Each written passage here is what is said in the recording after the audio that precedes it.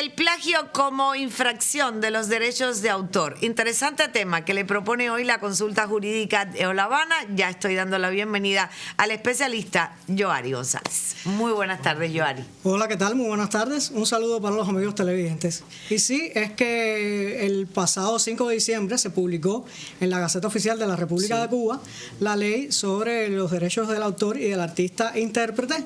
Es una ley que comenzará a regir a los 90 días de su publicación en la Gaceta. Estamos más o menos cercanos a esa fecha porque sería el 5 de marzo que comenzaría a entrar en vigor.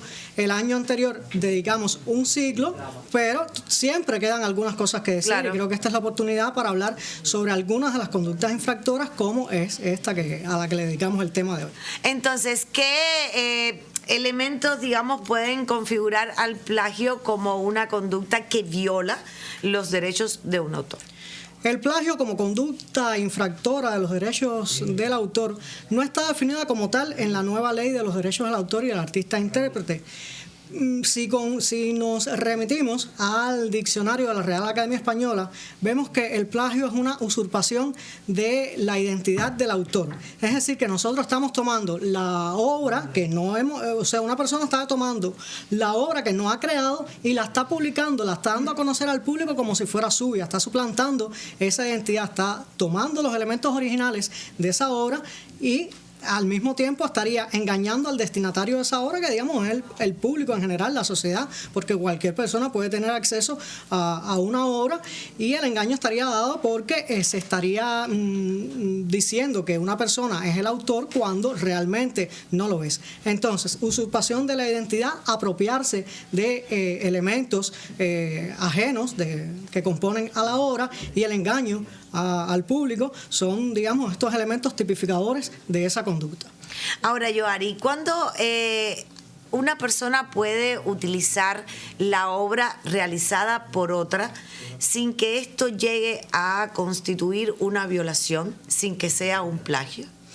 Por ejemplo, existe el llamado derecho de cita. Cuando una persona está realizando un artículo científico o una investigación, está realizando una tesis de licenciatura, de maestría, de doctorado, muchas veces recopila, reúne, indaga, explora una serie de criterios que otras personas, otros autores han dado sobre el tema, pero después ese autor de esa tesis tiene que emitir su propio criterio, y el expresar en su obra, que en su investigación, en su tesis, los criterios de esas otras personas, debe siempre reflejar, hacer la referencia de dónde se tomaron esas, o sea, cuando va a utilizar literalmente las palabras, debe especificar de qué fuente la tomó, para respetar precisamente el derecho de autor, para no publicar en una obra palabras que no son originalmente suyas, que emanan de sus propias ideas. Y eso es lo que se llama el derecho de cita, porque a su vez el autor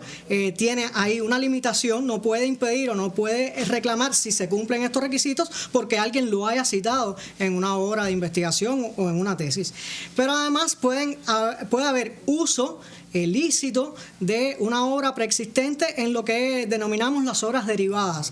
Cuando hacemos una adaptación a la televisión de una obra, al teatro, o de una obra literaria, la llevamos al cine, o cuando hacemos un arreglo musical, o cuando incorporamos una obra musical en una obra audiovisual, como puede ser, colocamos una música para una telenovela o para una película, estamos usando obras de forma lícita siempre que tenga el consentimiento del autor.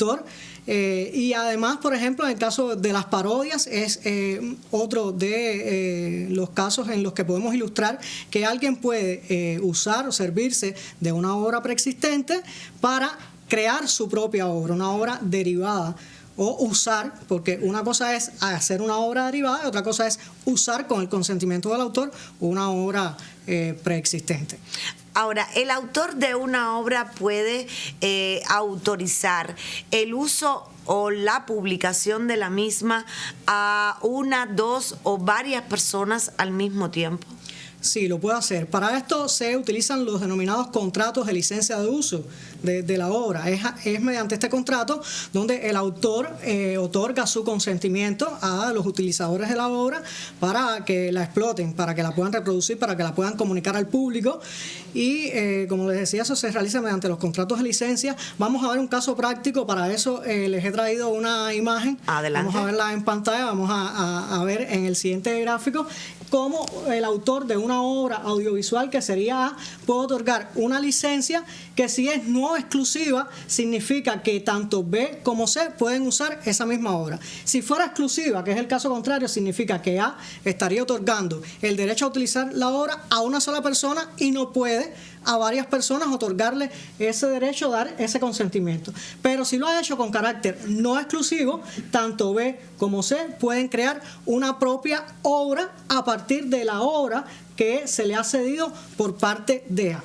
Si, por ejemplo, se trata a lo mejor de, pudiéramos decir, una entrevista, es la imagen, la voz de una persona ofreciendo una entrevista con la cual se pudiera hacer, por ejemplo, un reportaje periodístico. Ese reportaje pudiera ser una nueva obra que está utilizando esa imagen, voz, audio de alguien que es el entrevistado y se utiliza para hacer ese reportaje periodístico. B estaría usando esa obra, al mismo tiempo lo pudiera estar usando C si se otorgaron licencias exclusivas, y ninguno de los dos infringiría ni los derechos del autor, ni pudiera uno reclamarse contra el otro. B no puede reclamar contra C, ni C puede reclamar contra B, porque en esto se tiene en cuenta también la originalidad, que es lo que marca, digamos, en la protección del derecho de autor. Las obras son originales precisamente porque tienen ese estilo en la manera de decir, en la manera de hacer, en la manera de crear, que es lo que se llama la impronta del autor. Y por lo tanto, si cada obra por separado es original y una no utilizó los elementos de la otra, B no puede reclamar por plagio contra C, ni C contra B, porque en este ejemplo práctico que les he puesto, el derecho de autor lo tiene A. El derecho de autor lo tiene A, y de la obra que cree, de la que derive, lo que haga B y lo que haga C, C no utilizó o no se apropió o no usurpó la identidad de lo que hizo B, ni viceversa.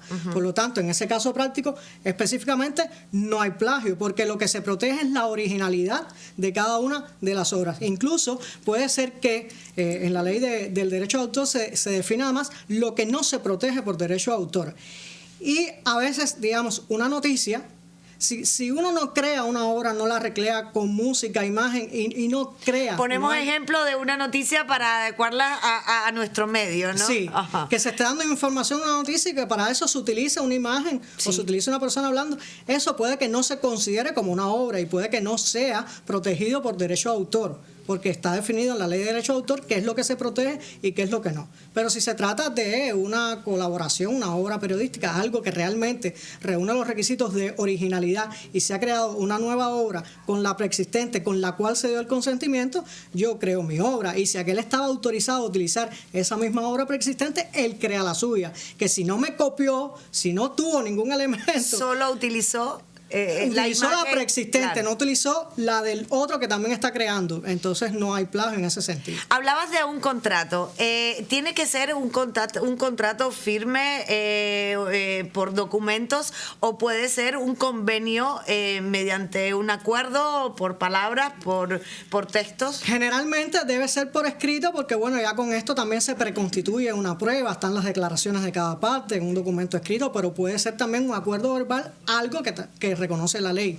Se tiende siempre a la escritura, pero si existió un acuerdo verbal y las partes lo reconocen así y se demuestra que hubo tal acuerdo para el uso de esa obra, aunque no se haya llevado a un escrito, puede tener un efecto legal también. También ahora que utilizamos tanto las redes sociales y que algunos acostumbran a tomar publicaciones de unos y hacerlas como suya en su perfil, en su muro, pues también hacer mención a la cita del autor sería muy importante. Claro, siempre que uno utilice una obra que no, algo en lo que realmente no aportó, no creó, no está su impronta, entonces siempre tiene que hacer referencia a la fuente, de dónde extrajo lo que está utilizando.